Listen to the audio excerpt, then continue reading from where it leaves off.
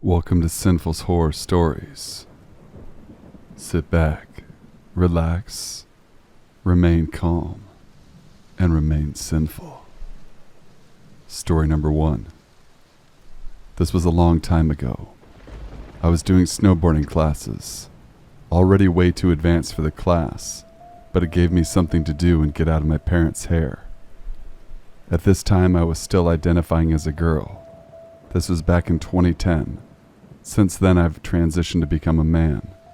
It's been 8 years. This is important because of what happened next. I was with my class and going up the lift. Once I got off, I went right instead of left, like the rest of the class, and got a bit lost. There were a couple of guys at the top of the slope. I asked if they saw a class go by. They said no, but that I could go down with them. I beat them down the slope, and once at the bottom, I was completely separated from my class.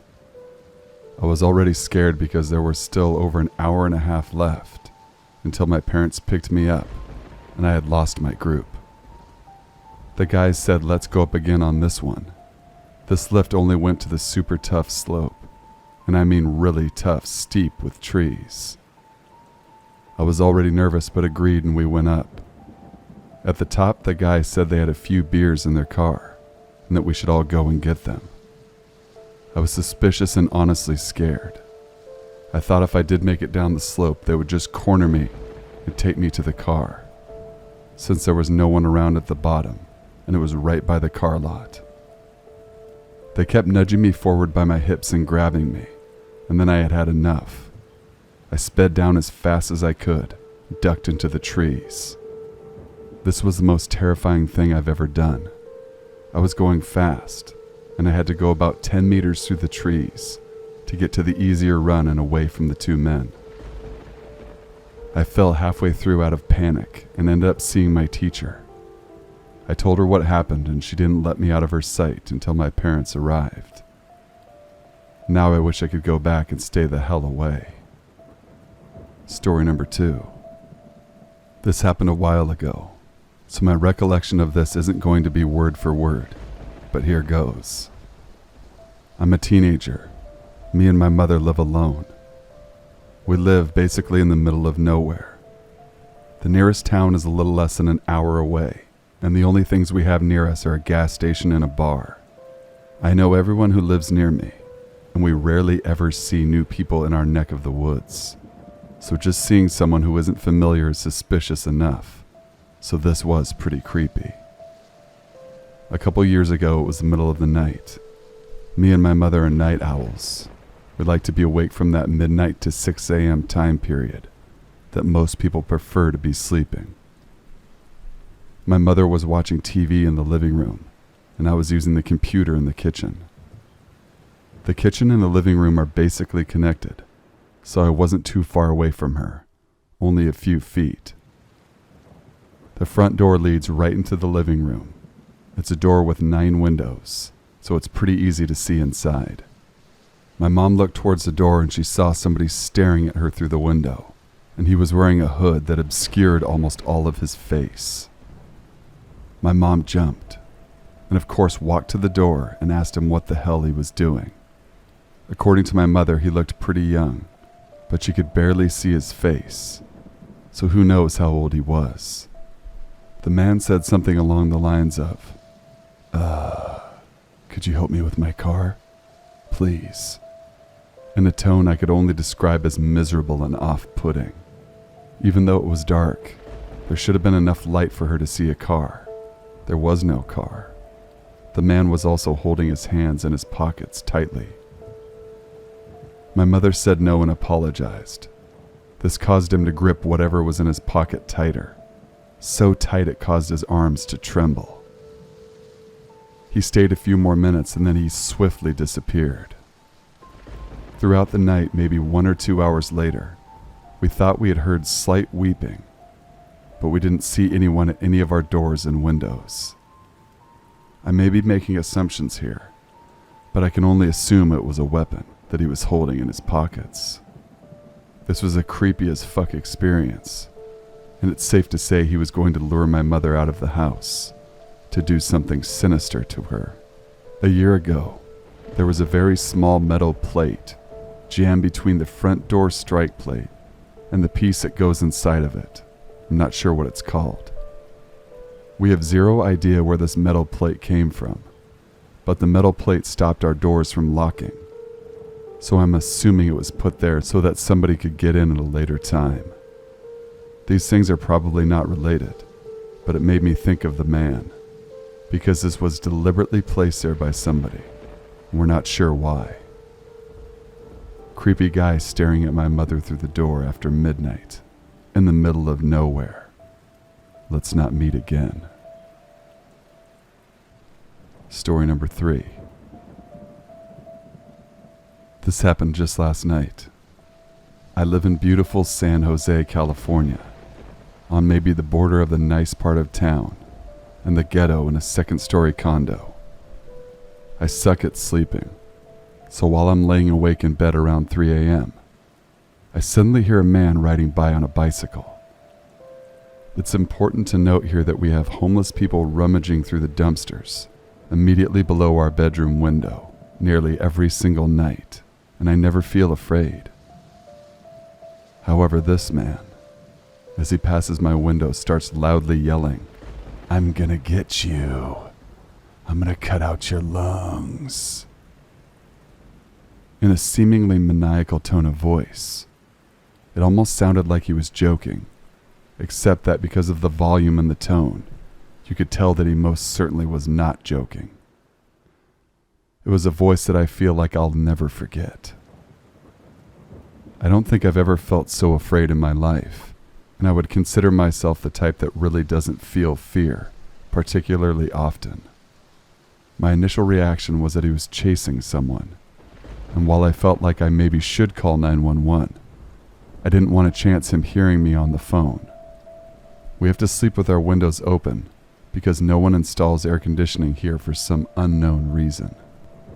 My 3-month-old daughter was also asleep in the next room with the window open, on the second story though, and maybe that was part of the reason I felt so abnormally fearful, because the last thing I would ever want to do is put her in danger. Anyway, like I said, the guy sounded like he was riding past on a bicycle, and he continued on his trajectory away from my condo, but I continued to hear him yelling for the next 15 minutes, maybe circling on a nearby street. I kept debating whether or not to call 911, or whether to wake up my sleeping husband to see what he thought, but I basically felt almost frozen in fear, which is highly uncharacteristic for me, so ended up doing neither of those things. He rode past our window maybe once or twice more during his 20-minute-long frenzy, till finally I couldn't hear him anymore. Ultimately, I have no idea whether he was actually chasing someone or something. I never felt like I heard any second party at all, or whether he was just high as a kite. But the one thing I do know is that I've never experienced fear the way I did last night. It felt almost visceral, and I truly hope I never feel that kind of fear again.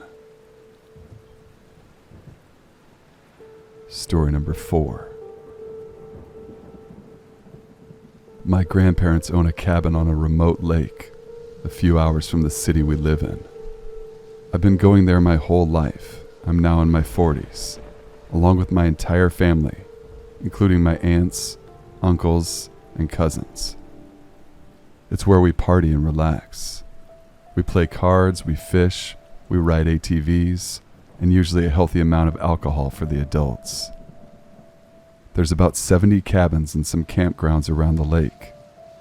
It's very lively in the summer, completely dead in the fall and winter. A few years back, some of us cousins decided to replace the original cabin floor with Pergo. People chipped in and I agreed to lay the flooring. This was now in October. One of my cousins, a female with a full-size truck, picked up the flooring and went to drop it off at the cabin. She has planned on staying the night and returning the next day, but as she was bringing in the Pergo, a man walked onto our lot and approached her. Luckily, she had a .45 holstered on her belt. We get hungry and curious black bears occasionally, and a mountain lion once in a blue moon.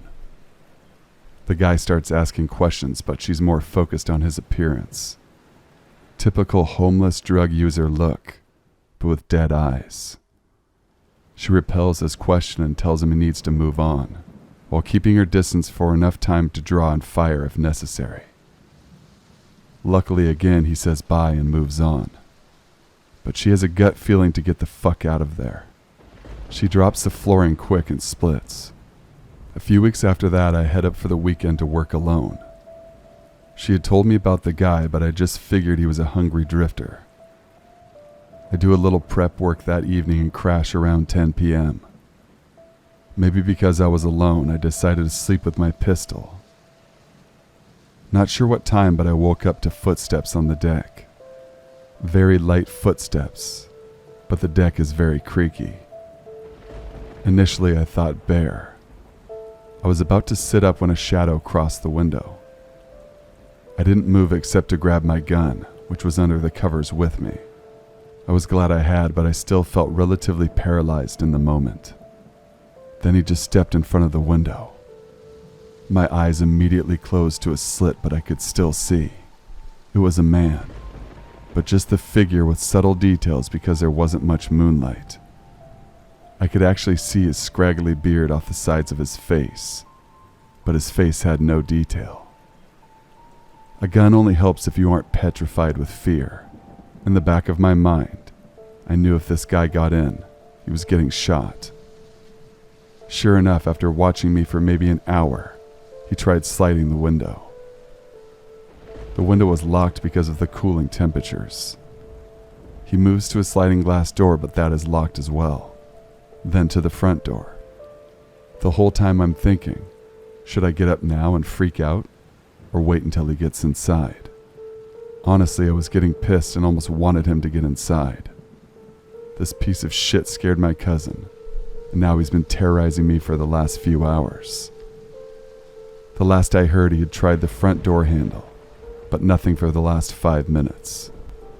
I was sick of this and about to get up and go crazy when he's back at my window. I just continued laying there. There was a feeling in the air of madness, to best describe it. Like this person's energy was capable of horrible things. Another hour of watching me goes by and then he leaves. I keep listening but hear nothing else. Minutes are like hours and finally the sun comes up. I creep room to room, pistol ready, but find nothing. Another hour of the sun getting higher and I was ready to check outside. I searched the whole property, the woodshed and the water tower. He was gone, thankfully, but he left footprints, fresh off the deck with obviously different sole patterns than mine. I reported this to the rangers. We told other cabin owners to spread the word. I decided to bury it in my mind because I love the place, and I always go. Story number 5. When I was a child around the age of 7 or 8, I picked up the habit of getting on the phone and listening on phone calls of other people. My parents had just gotten new cordless phones, and my sister and I were allowed to each have one in our rooms. I would occasionally listen into my sister's calls of gossip or my mom talking to her friends. Normally I would pick up right after a call was answered and would immediately mute the phone. Most of the time I would become bored, and I would go right back to playing my N64. It was the excitement of no one knowing I was there that made it so fun, at least until that night. The night I felt like someone knew I was there, and that's when I stopped doing it. It was a weeknight during late fall, around midnight. I hadn't been able to sleep, so I was quietly playing video games in the dark with the sound off. The phone rang and I immediately got excited. Who would be calling this late, and for what reason? I waited until the ringer stopped, and I immediately picked up the phone and muted it. I heard my dad saying, No, I think you have the wrong number." The guy responds, "Nah, man, let me talk to Chris." My dad keeps insisting, "You have the wrong number." "No one by that name lives here," he told the man. please do not call back. My dad hangs up the phone, but I stay on. I then hear loud breathing for a couple seconds, followed by him saying, "I'm going to kill you. I'm going to fucking kill you." Then he hung up. It's like he sensed that someone was still listening on the line. I never understood why this originally normal-sounding guy, who was looking to talk to his friend, would oddly say that on the phone, and in that tone of voice. That night I didn't sleep, and I quickly turned off the TV so the light wouldn't shine out the window to draw attention. After this, I no longer picked up the phone to listen in. So creepy guy who called and told me he was going to kill me. Let's never meet again. Story number 6. Myself and 2 other friends were driving through town late at night. We were on our way to pick up another friend so we could all go back to mine and my other friend's place to play video games. It was roughly 2 a.m. and pouring rain outside. To get to our friend's place, we needed to go up this road that was steep and a little winding.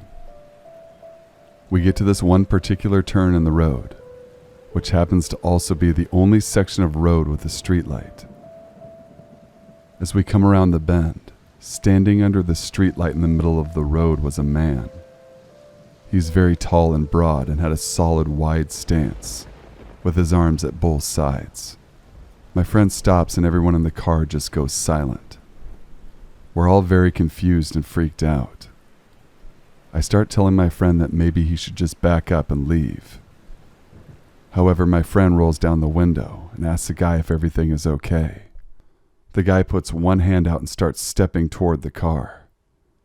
I'm panicked now and I start yelling to my friend to back up. He backs up slowly and the guy starts stepping faster towards our car, still reaching out, but now he's yelling. Keep in mind, like I said, it's pouring rain, and this man is casually standing in the middle of the road at 2 a.m.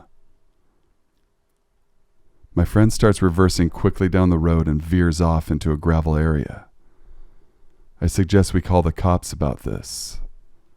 As we talk about it, a cop car drives up the road and we wave him down. We tell him what happened, and he says he's already told that man to go home once. The cop leaves and goes up the road in the direction of the man. We wait before attempting to go back up the road. When we do drive back up, the cop car is gone, and the man is also gone. We assume the cop picked him up and put him in the drunk tank for the night, but this man had to be on something a lot worse than alcohol. It felt like a scene right out of a horror movie. So to the creepy man at 2 a.m. in the pouring rain, let's not meet again. Thank you guys for watching, listening. Please be sure to leave a like, comment, share, and subscribe for future content. I hope everyone finds themselves well, and I hope you guys have all had a great weekend. Be sure to keep emailing in your true scary stories to have them featured on an upcoming video. I still need a great deal of Halloween stories, guys. Don't be shy. Send in a story. It could be something quick. It could be a long one. I'm up for whatever. The more the merrier. Email your stories to thesinfulsavant@gmail.com. I'll leave the link in the description box below as well. Till we meet again, stay sinful.